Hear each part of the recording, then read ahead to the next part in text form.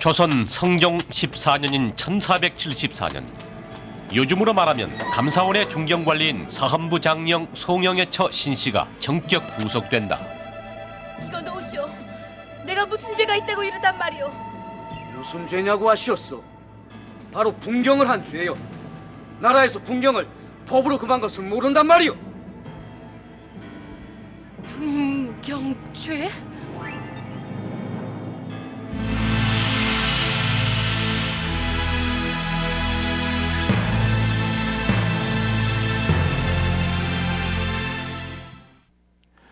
방금 잡혀간 저 여인이 조선 초기의 관리였던 송영의 처 신씨입니다.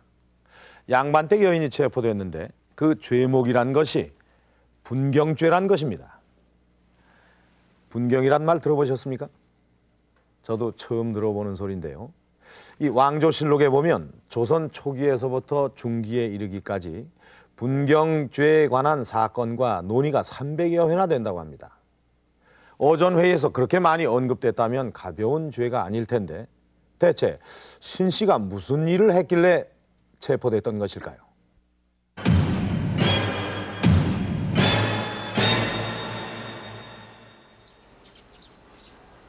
저는 지금 사건 현장에 나와 있습니다. 저기 저쪽으로 지금 일행들의 모습이 보이고 있는데요. 신씨 구속의 내막은 무엇인지 제가 직접 가서 알아보도록 하겠습니다.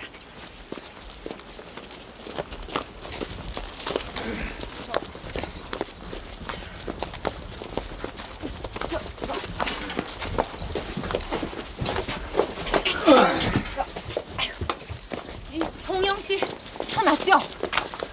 그렇소만. 본인이 무슨 일로 잡혀가는지 알고 계세요?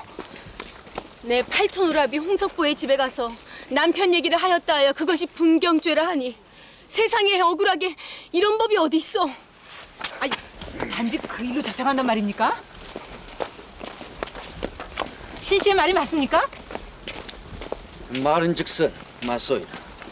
아니, 저는 이해가 안 되는데 그냥 친척 집에 가서 남편 얘기를 한 것뿐인데 그것도 죄가 되나요? 고위관리의 집은 아무나 들어들 수 없도록 되어 있어. 그것이 바로 분경금지법이요.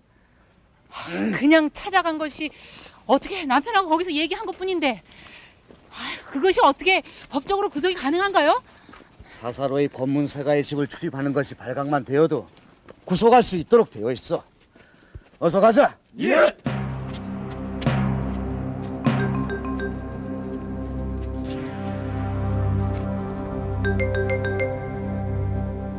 그렇다면 신씨의 친정의 팔촌 오빠가 고위 관리라는 것이 문제가 됐다는 얘긴데요. 이 집이 신씨가 찾아왔다가 변을 당한 신씨의 친정 팔촌 오빠 홍석보의 집입니다. 제가 한번 들어가 보겠습니다. 이시오. 여기 홍석보 대감 집 맞지요? 그렇소이다만 무슨 일이오? 홍석보 대감 직책이 어떻게 됩니까? 정삼품인 사헌부 지부의 날이오. 사헌부 집이? 그게 대체 뭐 하는 벼슬입니까? 사헌부 지부로 말할 것 같으면 첫째, 관리들의 비위 사실을 감시하고 처벌할 수 있는 권한과 둘째, 관리들의 인사 관련 법률에 동의 및 거부권이 있소이다. 한마디로 나랏일을 처리하는 데 있어서 그 힘이 미치지 않는 곳이 없는 요직 중의 요직이요. 이제 알겠어?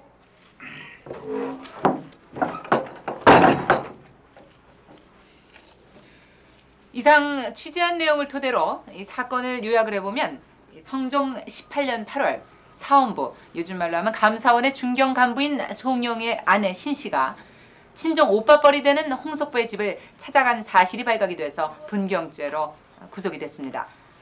그런데 분경죄란 이 사헌부 관리의 말에 따르면은 사사로이 이 정부의 고위관리 집을 찾아간 것이 죄가 된다고 하는데요. 이상 사건 현장에서 전해드렸습니다. 사헌부 중견관리 송영의 처 신씨. 그녀는 공무가 아닌 일로 고위관리의 집을 찾아갔다고 해서 구속된 것입니다. 그녀의 구속 근거가 분경금지법인데 이 법이 제정된 것이 1399년 제1차 왕자의 난에 의해 태조가 물러나고 정종이 즉위한 그 이듬해의 일입니다. 분경금지법 또 분추경리. 분경이란 뭘 뜻하는 것일까요?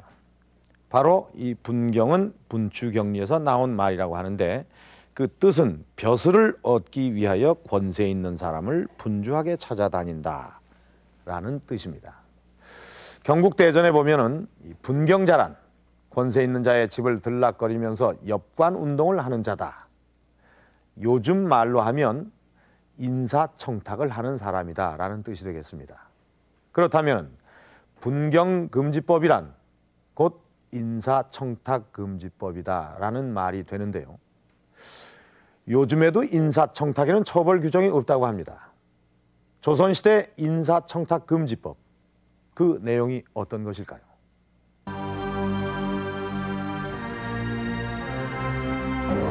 분경금지법은 정종이 즉위한 그 이듬해, 즉 조선개국 8년 만에 제정된다.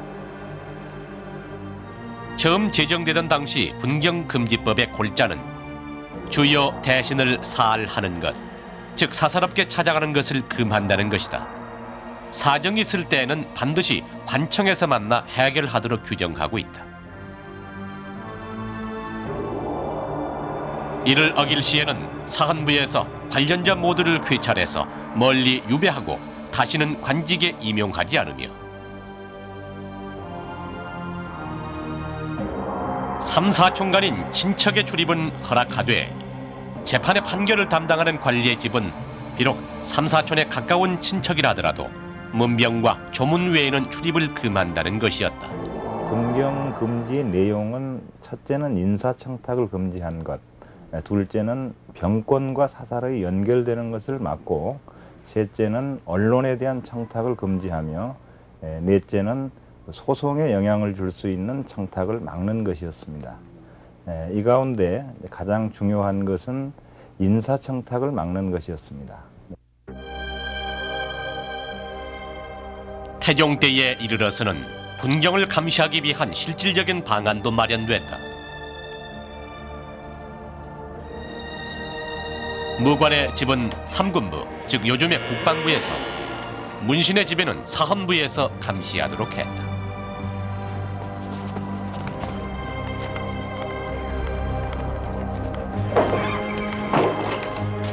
찾아오는 사람은 신분 고하와 그 이유를 막론하고 체포했는데 별도의 보고를 할 필요도 없이 그 자리에서 벼슬을 몰수하고 유배를 보내도록 정하고 있다. 분경금지법은 인사청탁을 방지하기 위해서 관리들이 서로 사사로이 만나는 것을 금지하는 법입니다. 위반 시에는 최고 유배 3천리형에 처해지는데 당시로서는 사형 다음 가는 중처벌이었습니다. 송영의 처 신씨는 바로 이런 분경금지법을 위반해서 구속된 것입니다. 이 신씨 사건은 조선 개국 이후 관리의 아내가 인사청탁에 개입한 최초의 사건입니다. 그래서인지 실록에 비교적 자세히 그 기록이 나와 있습니다. 윤소희 씨, 관련 기록을 한번 읽어주시죠. 네. 성종 14년 8월 26일 사헌부 집이 홍석보가 송영의 처가 우리 집에 와서 자기 집주인의 일을 청탁하였다고 말함으로써 처음 이 사건이 조정에 알려지게 됩니다. 이것을 보면 신 씨가 남편의 직속 상사이자 또 친척 오빠인 홍석보에게 남편의 인사청탁을 부탁한 것은 사실인 모양입니다. 네, 그로부터 나흘 후에는 처의 출입을 어찌 지아비가 모를 리 있겠습니까? 하는 말이 나오고 다시 열흘 뒤에는 송영이 아내를 보내어 분경하고 하는 얘기가 전개되고 있습니다. 그래요? 그렇다면 이야기의 초점이 신 씨에게서 어느새 그 남편 송영에게로 옮겨지고 있군요.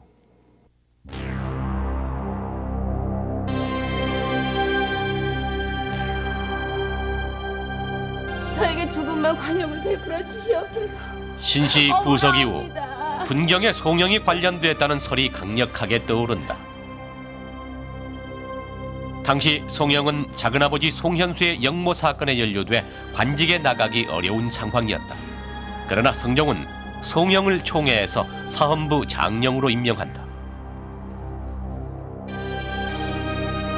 당시 사헌부 장령이란 정사품의 벼슬로 관리들의 부정과 비리를 감독하는 권한과 인사 관련 법률의 개정과 거부권을 가진 막중한 자리로 사헌부의 요직이었다. 이렇게 되자 송영이 발령을 받은 사헌부 대사원을 비롯한 사헌부의 관리, 언론기관인 사간원의 사관들, 그리고 관련 조례 자문기관인 홍문관 관리들이 일제히 반대하고 나섰다.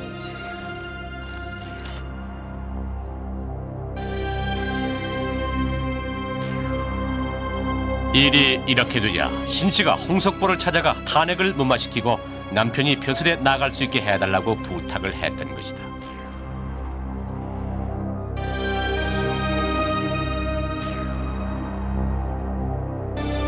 대신들은 송영의 관련서를 주장하며 탄핵을 요구하고 나선다.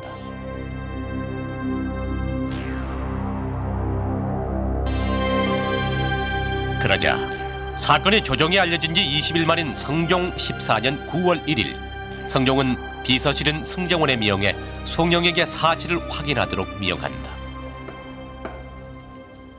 사건 당일 죄인이 홍석보의 집을 찾아갔을 때 어디에 있었어? 집에 있었소이다. 그럼 처가 홍석보의 집을 찾아간 사실을 알고 있었다는 말이 아니오? 아니요, 모르고 있었어. 그것이 말이 돼요? 집에 있으면서 대낮에 그것도 2번씩이나 처가 홍석보의 집을 찾아가는데도 그 사실을 몰랐다니. 몰랐어. 몰랐다고 하는데도 믿지를 않겠다면 더 이상 변명하지 않겠어. 아니 뭐요? 내가 애써 아니라고 하여도 증거가 없거니와 또한 믿지를 않으니 변명하여 무엇하겠어.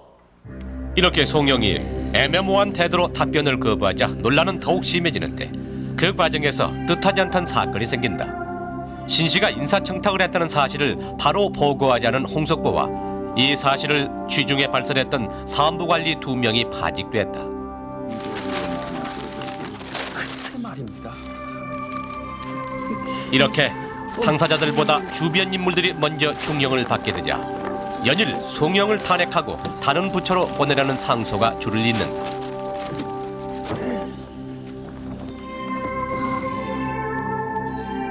뿐만 아니라 한 달여 넘게 사헌부의 업무가 마비되는 지경에 이른다.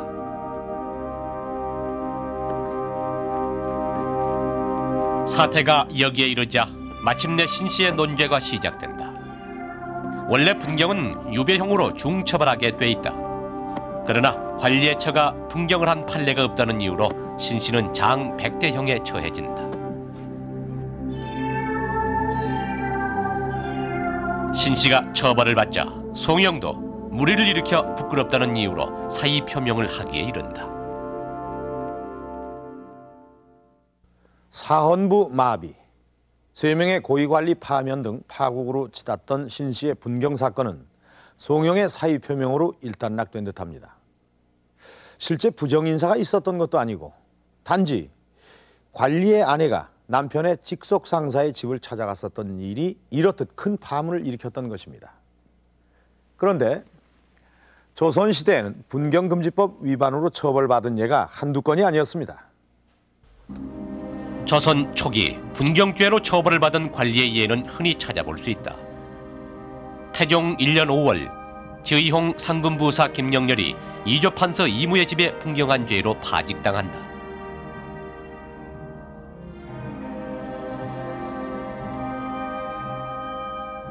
태종 7년 5월에는 이지실, 유용등 2 관리가 정승의 집에 분경하였다가 파직당한다.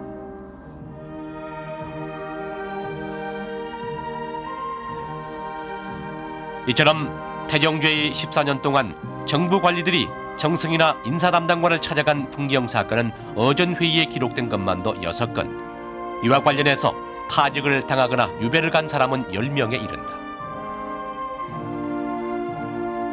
또한 당사자들뿐만 아니라 분경 사건이 있었음에도 사헌부에서 이를 모르고 있으면 규찰 소홀의 책임을 물어 사헌부 관리도 함께 처벌했다. 그런데 조선시대 분경죄로 처벌을 받은 사람은 실록에 언급된 것만 모두 33명. 이들은 대부분 파직과 유배 그리고 좌천되거나 직급이 감등되는 처벌을 받았는데 중요한 사실은 당시 분경 죄인들이 실제로 인사청탁을 한 죄인들보다 훨씬 무거운 처벌을 받았다는 사실이다. 불법 인사청탁을 위해서 권력 있는 사람 집에 출입하는 행위 자체를 분경금지법에 의해서 장형 100대를 시행하고 삼천리 밖으로 쫓아내는 유형에 처하는 이 형벌의 무게는 정작 이러한 분경 행위를 하고 나서 불법한 인사청탁 행위를 한 행위보다 더 엄하게 처벌한다는 것은 결국은 공정하고 유능한 인사를 합법적으로 선발해서 백성을 사랑하고 국민의 생명을 소중히 하는 법의 정신을 실현하기 위해서 엄한 형벌을 가하고 있다, 이렇게 생각됩니다. 실록을 찾아보면 분경에 관한 처벌 과정은 매우 간단합니다. 분경을 했다는 사실만 확인되면 곧 파직을 당하거나 유배를 보냅니다. 그런데 실록에 나타난 이들은 대부분 중앙부처의 중견 관리들이었습니다. 그러한 고급 관료들을 간단하게 처벌한 것을 보면 이 조선 초기에 이 분경금지법이 얼마나 추상 같은 법이었나 하는 것을 생각하게 되는데요. 고려 시대까지만 하더라도 인사청탁 문제로 처벌하는 규정은 없었습니다. 그런데 조선은 왜 개국하자마자 인사청탁금지법을 만들었을까요? 조선이 분경금지법을 만든 배경에는 바로 이 좌주문생이라는 것이 있습니다. 좌주문생을 혁파하라. 태조주기 교서의 세 번째로 나오는 대목이다. 좌주문생이란 과연 무엇인가? 조선은 왜 이 좌주문생을 없애려고 했는가? 좌주문생이란 고려시대 과거에서 비롯됐다. 고려사에 기록된 바에 의하면 고려시대 과거를 감독하는 시험관을 지공거, 부시험관을 통지공거라 했다. 이 시험관들은 당대 최고의 학자들로 왕이 직접 임명하는 등 그 권위가 높았다. 그러나 지공거를 몇 차례씩 중임하게 되면서 이들에 의한 과거 부정의 풍토가 싹트기 시작했다. 그중 가장 흔한 예는 시관이 응시자와 미리 짜고 응시자의 이름과 필체를 보고 후한 성적을 주는 것이었다.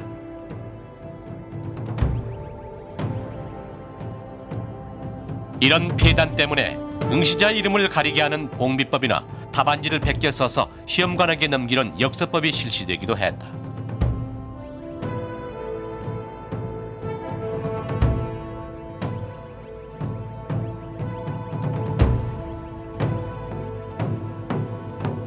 그러나 문제는 과거장에서 끝나지 않았다. 시관과 합격자로 맺은 이들의 인연이 이후 좌주문생의 관계로 발전한다. 여기서 좌주란 시험관을 말하며 문생이란 그 관의 감독하에 과거에 합격한 사람을 말한다. 장원을 축하하네. 감사합니다. 이 좌주와 문생은 이후 정계에서 친부자 관계 못지않은 강한 유대 관계를 형성하게 된다. 고려 말 이래로 공당은 사병과 좌주 문생 관계를 축으로 형성되고 운영되었습니다. 1400년 사병이 혁파된 뒤에 분경금지는 주로 그 좌주 문생 관계를 통제하는 구실을 했습니다. 좌주 문생 관계의 그 정치적인 내용을 보면은 좌주가 문생들을 이끌어주고 또 문생들은 문생들끼리 서로 밀어주는 이제 그러한 가운데 일어나는 그 사적인 인사청탁을 분경금지로 막았던 것이죠. 조선이 좌주문생을 혁파하려고 한 것은 고려 때부터 이어져 온 관료사회의 뿌리 깊은 파벌을 없애기 위한 것이었으며 분경금지법을 만든 것도 바로 그 때문이었습니다. 사사로운 인맥을 통하여 인사청탁을 하는 것을 중범죄로 규정하고 강력한 법으로 규제하려고 했던 조선. 부정하게 벼슬을 얻으려는 세력들과 마치 전쟁이라도 하듯 조선은 분경금지법을 더욱 확대하고 구체화시킵니다. 분경금지법이 처음 반포됐던 정종 당시 분경금지 대상은 주요 공신들에게 국한됐다. 그러다가 세종 때는 인사권자에게 그 범위를 확대해서 6명의 토승지의 집에도 분경을 금지한다. 세조 때에 와서는 군부 인사를 담당하던 도진무의 집에도 분경을 금지한다. 이렇게 해서 세조 때 간행된 경국대전에 보면 이조와 병조판서를 비롯한 모든 정삼품 이상의 당상관과 승정원의 이방 병방 승지, 그리고 관리들의 감사기관인 사헌부와 사관원 관리들의 집에 분경을 금지하고 있다. 분경금지법은 직접적인 인사청탁의 통로를 막는다는 의미가 있고, 또 주작을 그 이데올로기로 삼은 이 신흥 사대부들이 우선 고려 말의 그 부패한 그 정치 풍토, 이것을 개혁하는 데는 무엇보다도 법으로 그러한 직접적인 통로를 차단해야 되겠다 하는 데서 나온 정책이고 상당히 비중이 높았다, 이렇게 봐야 되겠습니다.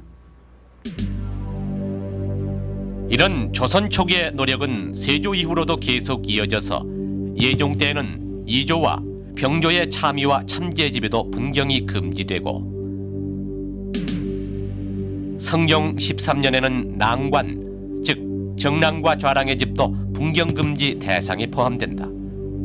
이로써 특히 인사청탁이 심했던 이조와 병조의 경우 최고 책임자인 판서에서부터 참판, 참의, 참지, 정랑, 그리고 좌랑 등 인사실무자 전원이 분경금지 대상이었다. 조선은 이렇게 철저한 분경금지 조치로 맑은 인사질서를 세우려 했던 것이다. 분경금지로 인해서 우선 공과 사의 구별이 명확해졌고, 또 실력을 바탕으로 한 그 합리적인 경쟁을 이끌어낼 수 있었으며, 나아가서는 염치와 도덕을 숭상하는 맑고 바른 정치 풍토를 조성하는 데 크게 기여했습니다. 문 좀 열어주시오. 관청에서 이조 판서 대감의 심부름을 왔소이다. 어디 화인패를 좀 보여주시오. 여기 있어. 연산군 때에는 이렇게 통행이라고 써넣은 화인패까지 등장을 합니다. 하지만 분경은 쉽게 사라지지 않습니다. 왜일까요? 관료사회였던 조선시대에는 벼슬을 하는 것만이 유일한 출세의 길이었습니다. 그런데 조선시대 관직의 수는 문과의 경우 500여 개밖에 되지 않는데, 과거에 합격한 사람의 수는 4만 7천여 명에 이릅니다. 그러니까 과거에 급제를 해도 10년 가까이 벼슬을 얻지 못하는 사람의 수가 허다했습니다. 그러다 보니까 힘 있는 사람에게 청탁을 해서 벼슬을 얻으려고 하는 추세가 사라지지 않습니다. 예종실록에 보면 분경 단속을 위한 특별 사찰을 한 기록이 나옵니다. 지금으로부터 530여 년 전 불시 단속을 한 그 현장을 잠시 가보시겠습니다.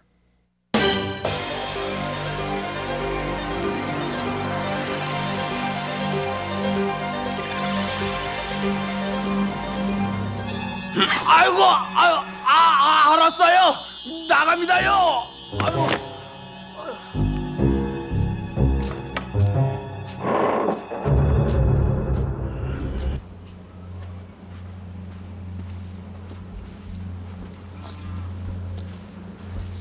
우리에게 익숙한 드라마 장면이죠. 바로 한명회가 분경금지법을 피해서 수양대군의 집에 몰래 들어가는 그런 장면입니다. 당시에는 이런 대관들의 집에 관원들의 눈을 피해서 분경을 하는 그런 세태가 있었습니다. 예종이 즉위하던 1468년 10월 19일 왕은 이런 불법적인 분경을 단속하기 위한 특별 사찰을 명합니다. 선전관은 지금 총친과 대신들의 집을 수색하여 분경하는 자를 적발토록 하라. 너 있죠? 예. 너 있죠? 예.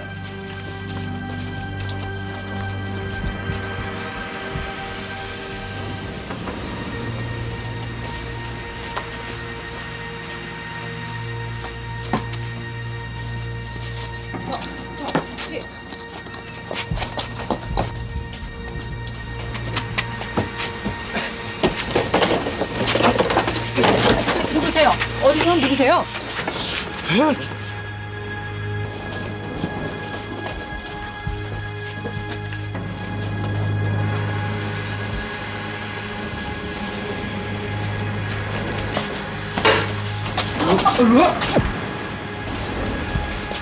왜 이러세요? 특별 단속 결과 말씀해 주시죠. 그러죠. 종친과 대신들의 집을 일제 수색한 결과 종친 2사람, 대신 3사람의 집에서 분경한 자들을 체포하였어. 그렇다면 이번에 이 사람들이 체포된 사람들입니까? 그렇소. 제가 보기에는 관리들 같아 보이진 않는데요. 말하자면 이 자들은 분경을 위해서 심부름을 온 자들이요. 그렇다면 이 관련자들을 하나하나 상세히 설명해 주시죠. 그러죠. 첫째, 이 김밀한 자는 한길도 관찰사 박서창이 고령군 신숙주 대감에게 심부름을 온 자요. 이분은 누구십니까? 이 내은달이란 노비는 평안남도 영유군에 있는 관청에 소속된 관노인데 왕의 사촌인 왕자 구성군의 집에서 체포되었어. 이 관노는 누가 보냈습니까? 평안남도의 실력자가 보냈다고 짐작은 하오만 아직 확인하지 못하였어. 어디서 온 누구시죠? 나는 경상남도 상주의 정질인 주산인데 그건 왜 물어보시오? 이놈! 어디서 함부로 주둥아리를 울리는 게야? 관청에 심부름을 하는 것이 경절이 본분이거든. 이 시간에 어찌하여 우의정의 집에 있었단 말인가? 아니 이 사람을 누가 시켜서 우의정 집에 온 겁니까? 경상도 관찰사 김경광이 보낸 자요. 누가 보내서 이접판서 집에 왔습니까? 아니 고개 숙이지 말고 대답 좀 해보세요. 아 이쪽 좀 보고 좀 얘기 좀 해보세요. 아니 말씀 못 하시네. 참 그럼 무슨 일로 가신 거예요? 예? 거기 무슨 심부름하러 갔다 오신 거예요? 예? 이 사람들 앞으로 어떻게 되는 겁니까?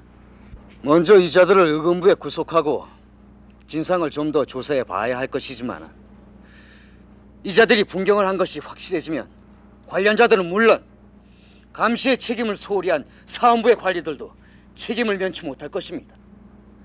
뭐 어떡하느냐? 어서 금부로 압송하지 않고. 예! 가자!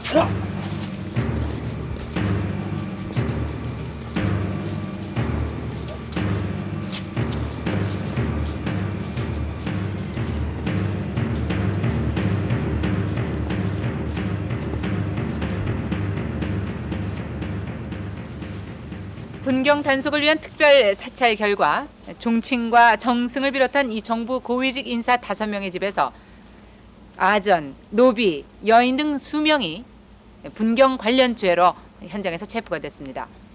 수사가 계속 진척이 되는 대로 관련자를 비롯해서 관리 감독기관인 사헌부의 관리들에 대한 처벌 및 그리고 후속 조처가 잇따를 것으로 보입니다. 이상 분경 단속 현장에서 전해드렸습니다. 실록에 보면 당시 신숙주의 집에 사람을 보냈던 박서창이란 인물은 뇌물로 진귀한 표범 가죽까지 들려보냈다고 합니다. 어쨌든 이 사건은 법망을 피해가며 뇌물과 청탁으로 벼슬을 사려던 세태를 엿보게 하는데요. 당시 신숙주는 한명회와 더불어 원상, 즉 국가 원로 대신으로 최고의 실권자였습니다. 이러한 원상들의 지배까지 불시 단속이 이루어졌던 것으로 봐서 조선이 분경을 막기 위해서 얼마나 노력했는지를 엿보게 합니다. 또 한 가지 흥미로운 사실이 있습니다. 이 분경 금지는 원래 대신들에게만 이루어졌던 것인데 이 사건으로 봐서 종친가에도 분경 단속이 이루어졌군요. 그렇다면 이 관료들에게만 분경을 금지했던 것이 아니었군요.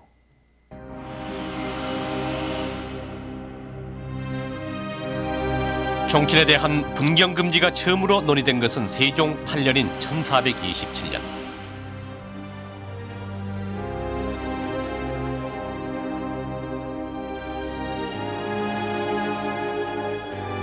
당시 대사원 김익정 등은 양반들이 종실의 친척들을 찾아다니며 청탁하는 사례가 있다고 보고하면서 종친의 집에도 분경을 금지해야 한다고 주장한다.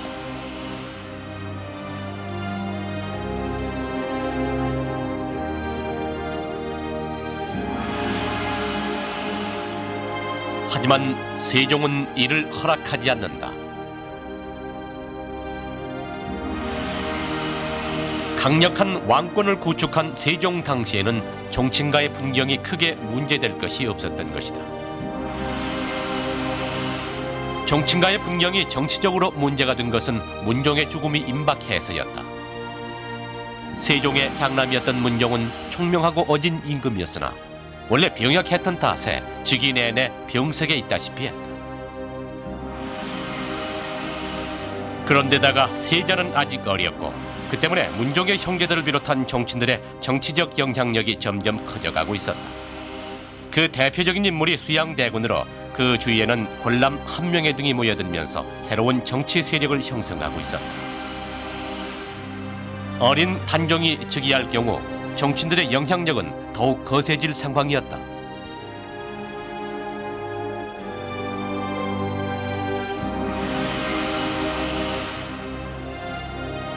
문종의 임종에 임박해지자 정치인들의 집에는 분경하는 관리들의 출입이 잦아졌다.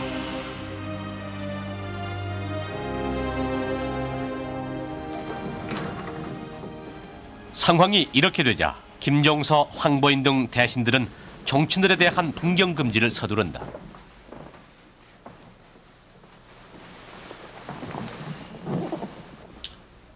전하, 분경을 금지하고자 하옵니다. 오늘 이후부터 분경을 금지토록 하세요. 성은이 망극하옵니다, 전하. 분경 금지가 두 가지 측면이 있는 것 같습니다. 하나는 그 왕권이 안정됐을 경우에는 대체로 인사권에 집중이 되는 성향을 보이고요. 단종이라든지 예종 초의 경우를 보면은 그 분경 금지 대상이 군사나 그리고 언론 그리고 종친 이런 쪽으로 확대되는 모습을 보입니다. 그러니까 분경 금지가 정치적으로 군사적으로 실력자들에게 그 일반 관원들이 몰려드는 것을 막는 그런 구실을 했던 것 같습니다. 이런 배경 속에서 종친들에 대한 분경이 금지되고 이로써 조선은 성역 없는 인사청탁금지법을 갖게 됩니다. 그리고 그 법의 위력은 예종 때 분경 단속을 통해서 확인할 수가 있었습니다. 그런데 사실 관료들보다 더 정치적 영향력을 갖고 있는 사람들이 왕의 친인척들입니다. 실록을 살펴보면 정한군이나 수양대군과 같이 특수한 예를 제외하고는 종친들에 대한 기록이 거의 없습니다. 그 많은 종친들이 정치에 개입하지 않았다는 얘기가 되는데요. 그렇다면 종친들의 정치 개입을 막는 또 다른 법적 제도가 있었던 것일까요? 통일신라가 왕족 정치의 실패로 멸망하자 고려는 왕족들이 벼슬을 할 수 없도록 법으로 금지했다. 그것을 바로 종친 사환 금지 혹은 종친 불임 이사라 한다. 조선시대 종친 불임 이사가 거론된 것은 분경 금지법을 만든 지 1년 후인 1400년 대사원 권근 등에 의해서다. 이에 정종은 기친과 대공친, 즉 왕으로부터 사촌 이내의 종친은 벼슬을 금했다. 이 법에 따라 태종은 태조의 반계 자손, 즉 태조 이성계의 형제나 조카, 그리고 그 자손들에게는 관직에 나갈 수 있게 하는 대신 종친의 자기를 주지 않았다. 종친의 신분으로는 관직에 나갈 수 없다는 종친불임 이사의 법을 따른 것이다.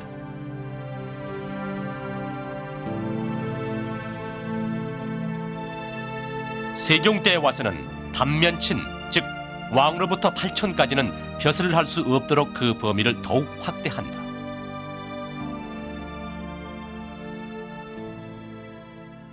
어떤 벼슬을 해서 그 벼슬 길에 나아가서 어떤 정치를 하다가 거기에서 그 어떤 죄를 지게 된 공죄라고 그러는데, 그래서 그 죄는 이제 공죄하고 사죄가 있는데, 그 공죄를 졌을 때 말이죠.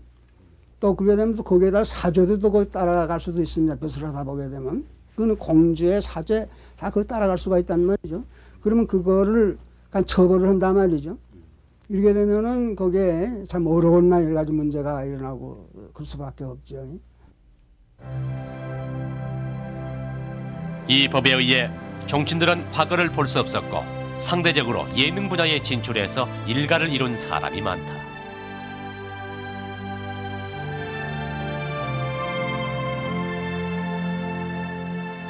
왕손들은 먹을 거는 뭐 요새 뭘 하면 기본 해결은 되니까 자기 취미에 따라서 이제 학문을 좋아하는 사람은 학문을 하죠. 그래서 대학자도 많이 나오고 특히 예술 계통을 많이 해요. 여러분이 다 아시는 대로 이제 안평대군이라든지 또 그 그림을 잘 그리는데 성종대왕의 이제 현손되는 황림정 이경준이라고 그분은 그림을 뭐 산수서부터 인물까지 다 잘 그려요.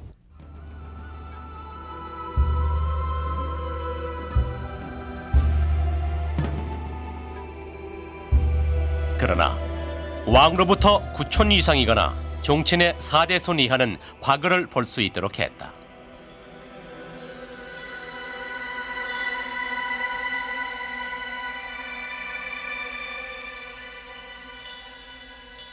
이 법에 따라 조선 중기부터는 종친가의 후손 중에 과거 합격자가 나오기 시작한다. 선조 때 영의정 이원혁이라든가 지복유술의 저자 이수광, 연려실기술의 저자 이긍익 등이 대표적인 인물이다. 뿐만 아니라 조선 후기로 갈수록 종친가 출신의 과거 합격자가 많아지는데 실제로 정조에서 철종 때까지의 문과급제자 879명 중에 전주이 씨가 175명으로 가장 많은 수를 차지하고 있다.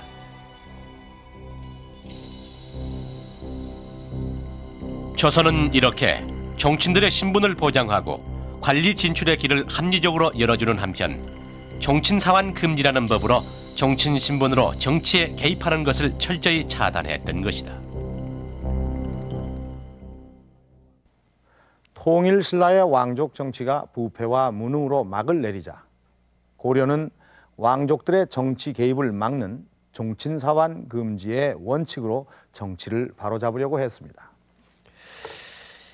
그 고려가 학벌과 인맥으로 인한 인사문란으로 붕괴하자 조선은 종친사환 금지라는 토대 위에 분경금지법을 만들어서 맑은 인사정책을 세우려고 했던 것입니다. 이러한 조선의 노력에도 불구하고 종친사환 금지 또 분경금지의 그 법망을 피해 있는 사람들이 있었습니다. 부권 중심 사회였던 조선이 간과하고 있었던 왕의 또 다른 인척, 그들은 바로 외척이었습니다.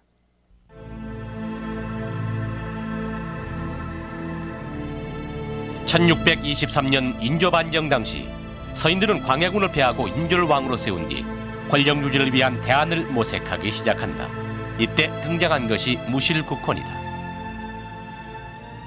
무실국헌, 이 국헌, 그러니까 그 왕비를 제공하는 그러한 기회를 잃어먹어서는 안 된다. 그러니까 다시 말하면 외척이 되지 않고는 권력의 핵심이 될 수 없다. 그런 내용입니다. 그래서 그 이후에 전국을 보면은 이 외척을 중심으로 한 그 훈신들과 그리고 이 이념을 바탕으로 하는 이 살인들 간에 같은 서인이면서 이 정치적인 그 상충관계를 이루어오는 이러한 그 흐름이 있었습니다. 이러한 훈구파들은 실제로 왕권 약화로 수렴청정이 계속됐던 순조, 헌종, 철종 시대를 거치는 동안 왕실의 외척으로 실권을 장악하게 된다.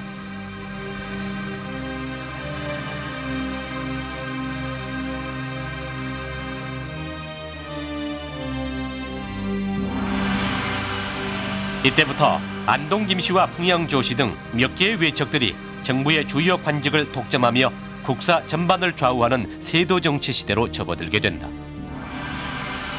그 당시 쓰여진 근세정감이라는 책에는 당시 세도가의 풍경을 엿볼 수 있다. 뇌물을 가진 사람이 끊이지 않고 세도가의 문에 폭주한다. 세도가가 쉬고 있을 때는 자제의 등과를 바라는 자, 억울함을 하소연하는 자, 재산의 보호를 바라는 자, 벼슬을 바라는 자들이 몰려와 천태만상을 이루었는데 그 수가 하루에 1000을 헤아렸다.